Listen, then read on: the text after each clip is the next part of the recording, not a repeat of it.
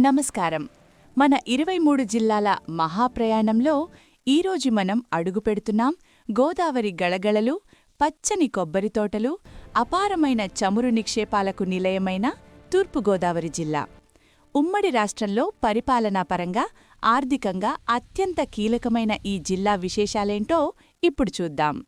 ప్రసిద్ధ పుణ్యక్షేత్రాలు మరియు పర్యాటక ప్రాంతాలు. అన్నవరం రత్నగిరిపై కొలువైన శ్రీ వీర వెంకట సత్యనారాయణ స్వామి క్షేత్రం. తెలుగువారి ఇంట ఏ శుభకార్యం జరిగినా ఇక్కడ వ్రతం చేసుకోవడం ఆనవాయితీ. ద్రాక్షారామం పంచారామ క్షేత్రాలలో ఒకటైన భీమేశ్వర ఆలయం. దీనిని దక్షిణ కాశీగా పిలుస్తారు.